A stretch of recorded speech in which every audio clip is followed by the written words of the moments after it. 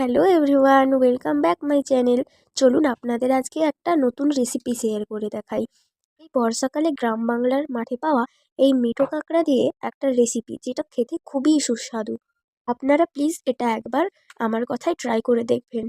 আমার দাদু মাঠে গিয়ে এই কাঁকড়াগুলো ধরে নিয়ে আসে। তারপরে আমার মা ওই কাঁকড়াগুলোকে ভালো করে ছাড়িয়ে নিয়ে পরিষ্কার করে নিয়ে নিল। আপনাদেরকেও ঠিক এইভাবে কাঁকড়াগুলো পরিষ্কার করে নিতে হবে, যেভাবে ঠিক আপনারা দেখছেন। তারপরে ওগুলোকে একটা থালার মধ্যে নিয়ে নিতে হবে। তার মধ্যে সামান্য পরিমাণে লবণ আর হলুদ দিয়ে ভালো করে মাখিয়ে নিতে হবে।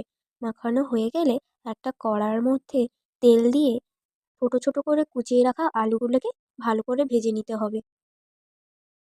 কিছুক্ষণ নেড়েচেড়ে এর মধ্যে দিয়ে দিতে হবে স্বাদ অনুসারে লবণ। লাল লাল করে ভাজা হয়ে গেলে আমি এটাকে তুলে সাইডে রেখে দেব। এবার ওই তেলের মধ্যেই সেই কাঁকড়াগুলোকে দিয়ে দিতে হবে।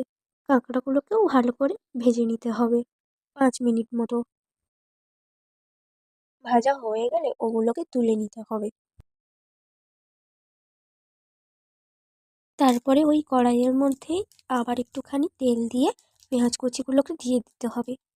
ভালো করে নেড়েচেড়ে ওর মধ্যে দিয়ে দিতে হবে রসুন বাটা, আদা বাটা ও আপনাদের স্বাদ অনুসারে লঙ্কার গুঁড়ি। আপনারা চাইলে এখানে কাঁচা লঙ্কাও ব্যবহার করতে পারেন। আমাদের বাড়ির সবাই ঝাল খেতে খুব পছন্দ করে, তাই একটু বেশিই ঝাল দেওয়া হয়েছে। এবার দিয়ে দিতে হবে সামান্য হলুদ গুঁড়ি আর কয়েকটা টমেটোকে কুচি কুচি করে এর মধ্যে দিয়ে দিতে হবে। এবার দিয়ে দিলাম তেজপাতা। আপনারা চাইলে এটা তেলের উপরেও দিতে পারেন। তারপরে জল দিয়ে এই মশলাটা কিছুক্ষণ মতো কষিয়ে নিতে হবে।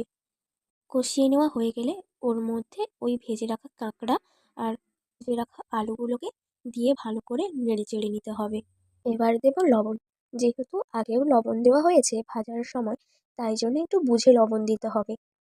তারপরে তরকারিটা কিছু সময় ভালো করে ফুটিয়ে নিতে হবে, যতক্ষণ না গাঢ় হয়ে আসছে। তারপরে কড়ার থেকে নিয়ে নিলেই রেডি আমাদের টেস্টি টেস্টি কাঁকড়া।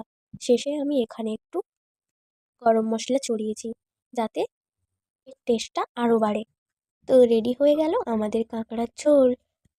যদি এই ভিডিওটা ভালো লেগে থাকে, please do like, comment and subscribe. Follow for more video.